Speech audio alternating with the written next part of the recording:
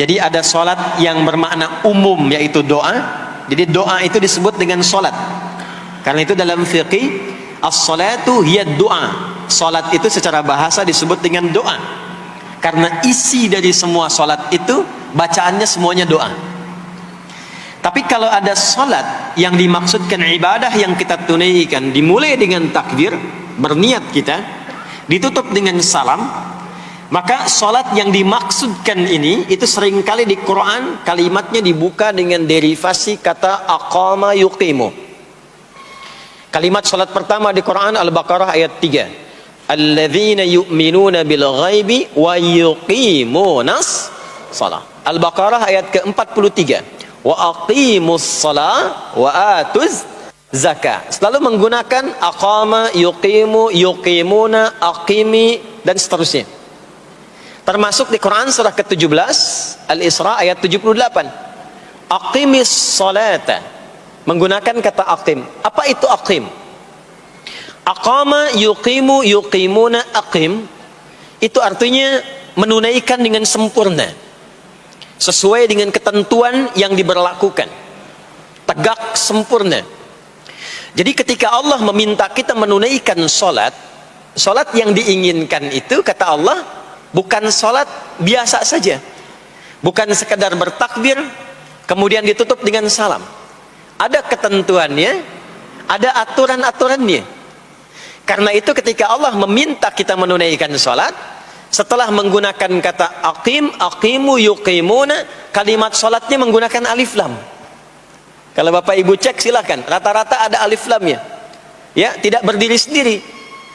Alladzina yu'minuna bil ghaibi wa yuqimunas shalah, ada alif lamnya. Wa aqimus shalah wa atuz zakah wasta'inu bis sabri was shalah, ada alif lamnya. Nah, alif lam itu diantara fungsinya dalam bahasa Arab, ada yang berfungsi sebagai ta'rif. Ta'rif itu seperti artikel the dalam bahasa Inggris. Ya, car itu banyak di luar, mobil.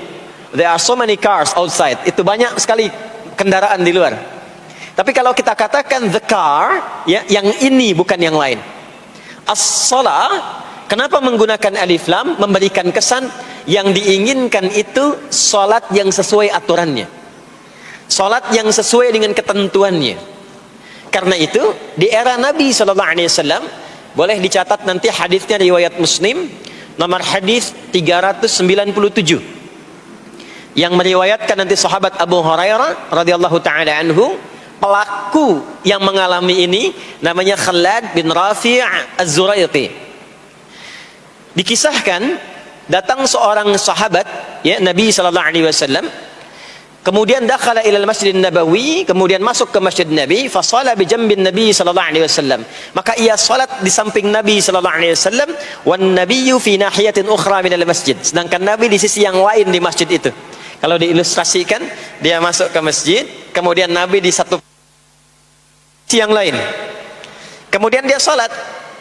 Kemudian ketika dia selesai, falamma sallama yaminan wa shamala, thumma atan nabiyya sallallahu alaihi wasallam. Ketika dia salam ke kanan dan ke kiri, lalu mendatangi Nabi sallallahu alaihi wasallam. Faqala, dia berkata, "Assalamu alayka ya Rasulullah." Ya, assalamu alayka ya Rasulullah. Kata Nabi, "Wa alaikassalam wa rahmatullah, irji' salli fa innaka lam tusalli." Kata Nabi, "Wa alaikassalam wa rahmatullah, kamu salat lagi karena engkau belum salat." Padahal sudah salam.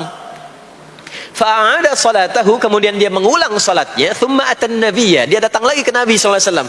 Dia berkata, "Assalamu alayka ya Rasulullah." Dijawab dengan jawaban yang sama. Kata Nabi, "Wa alaikassalam wa rahmatullah, irji' salli fa innaka lam tusalli." Kamu balik lagi salat karena engkau belum salat. Padahal sudah salam. Maka dia melakukan itu sampai 3 kali. Sampai dia berkata, "Ya Rasulullah, ma uhsinu ghairah." Ya Rasulullah, ini yang bisa saya kerjakan. Kalau ada yang kurang, alimni, mohon ajarkan saya bagaimana sholat yang sesuai aturan yang benar itu. Maka diajarkanlah oleh Nabi, bahkan sejak wudu. Idza qumta ila shalah. Kembali muncul kalimat tadi, aqama yuqimu. Kata Nabi, jika engkau sholatnya ingin sempurna, fa asbighil wudu, maka mulai dengan wudu yang sempurna. Maka biasanya orang kelihatan dari wudhunya. Orang yang baik sholatnya itu mulai kelihatan dari sejak wudhunya. Jadi kalau wudhunya tidak sempurna, buru-buru, yang dibasuh tidak sempurna, itu pasti akan berdampak kepada sholatnya. Setelah itu tsumma istaqbilul qiblah, lalu menghadap ke arah kiblat, lalu diajarkanlah oleh Nabi tata cara sholat mulai dari takbir sampai dengan selesai salam.